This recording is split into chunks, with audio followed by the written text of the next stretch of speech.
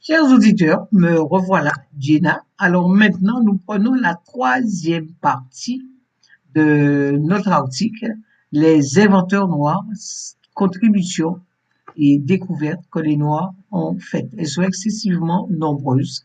Je les ai énumérées dans le premier et le deuxième, la première et la deuxième vidéo. Alors maintenant, je vais continuer. Alors la troisième partie de inventeurs noirs. Je continue. Savez-vous que Bill Gates n'a inventé aucune des inventions qu'il revendique et pour lesquelles il a déposé des brevets? Vous ne le savez pas?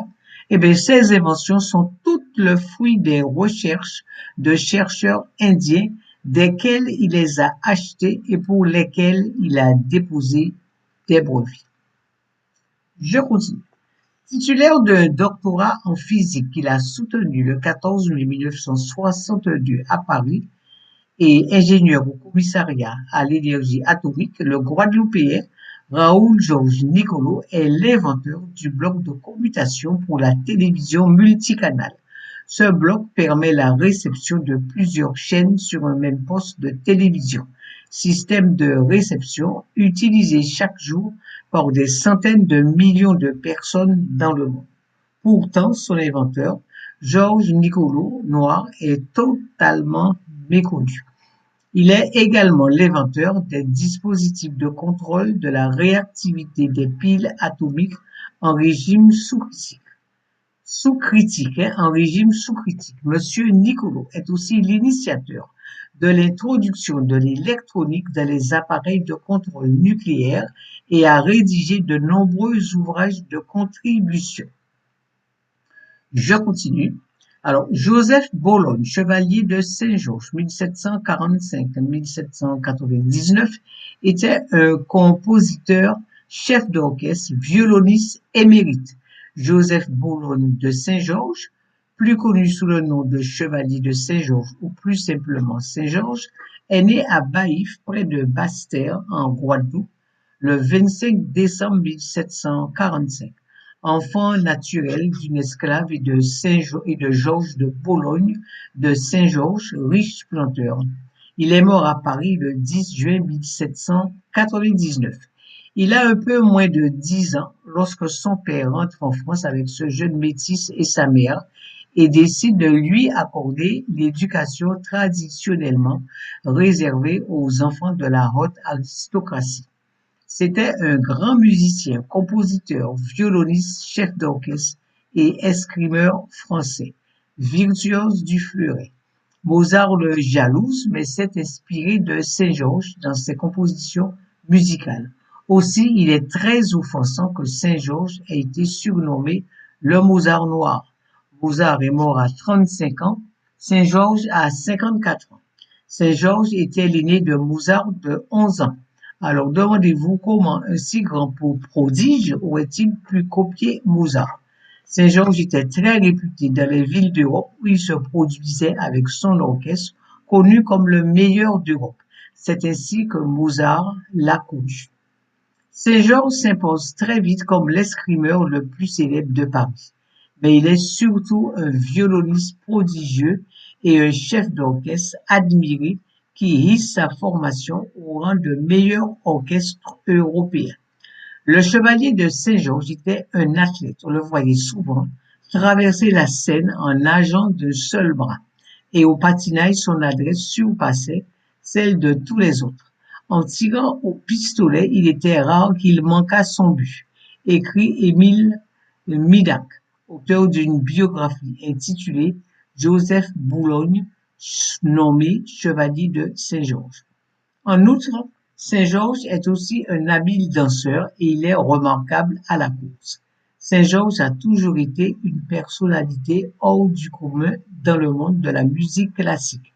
C'est un musicien et compositeur talentueux, mais c'est aussi l'un des meilleurs escrimeurs d'Europe et un colonel héroïque de la Révolution française. Il s'engage dans la garde nationale et obtient le grade de capitaine en 1790. Il est le premier colonel de l'armée française à la peau noire, où il crée un régiment de noirs et métis. rapidement surnommée la Légion de Saint-Georges. Son lieutenant n'est autre que le futur général Dumas, père de l'écrivain Alexandre Dumas. Il est fauché par la maladie en pleine gloire en juin 1799. Une deuxième mort frappe son œuvre en 1802. Au rétablissement de l'esclavage, ses pièces sont simplement chassées du répertoire musical.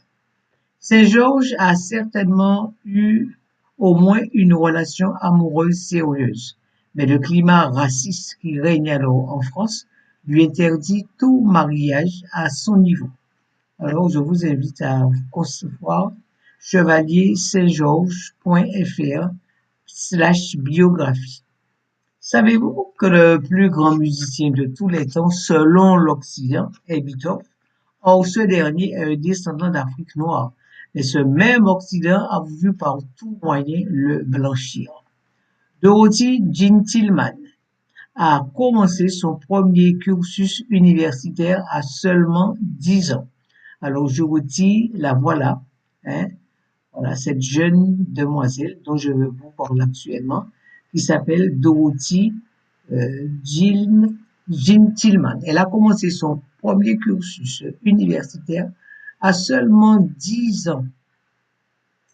Une étudiante extrêmement précoce. Le 6 mai 2024, Dorothy Jean Tillman participait à la cérémonie de clôture de l'université de l'Arizona.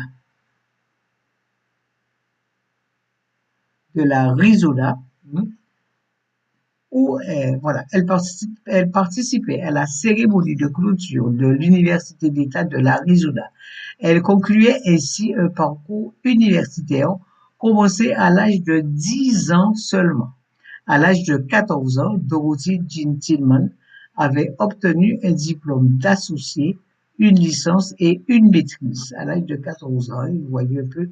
Alors, selon l'agence Associated Press, l'étudiante américaine qui a soutenu sa thèse à 17 ans en décembre dernier était devenue la plus jeune personne à obtenir un doctorat en santé comportementale intégré de l'État d'Arizona. Évidemment, si c'était une blanche, elle serait à la une de tous les médias du monde. Mais comme c'est une noire, on n'en parle pas. Alors, bravo Dorothy, bravo.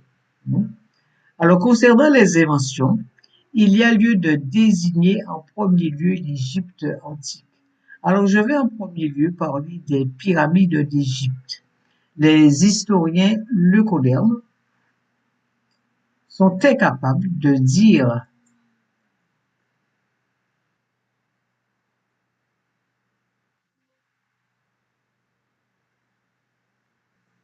Je vais parler en premier lieu des pyramides d'Égypte. Les historiens leucodermes sont incapables de dire quand et comment les pyramides ont été construites tellement l'ingénierie qui a procédé à leur élévation est d'une précision phénoménale. Ce sont de vastes réceptacles d'énergie dont les dates de construction ainsi que les moyens utilisés pour les ériger demeurent inconnus à ce jour. Elles étaient des centrales. Les pyramides étaient des centrales électriques qui produisaient et transmettaient l'électricité à la civilisation qui les entourait. Les grandes pyramides étaient couvertes de pierres calcaires blanches polies, appelées pierres de revêtement, un matériau d'une grande conductibilité thermique. Une incroyable quantité de lumière se reflétait sur la pyramide. Des matériaux conducteurs d'énergie thermique avaient été utilisés, tels que le calcaire, la dolomite, le granit. Les pyramides étaient situées au-dessus d'un puissant générateur naturel que sont les cours d'eau. La puissance du courant de l'eau était utilisée pour produire de l'électricité. Le sommet de la pyramide était couvert d'or, premier métal conducteur d'électricité. À propos de la construction des pyramides, certains historiens ont tout fait pour retirer ont tout fait pour retirer à l'Égypte antique du patrimoine, ont tout fait pour retirer l'Égypte antique du patrimoine culturel et ethnographique africain. Au lieu de créditer l'intelligence africaine de l'Antiquité, ils ont préféré créer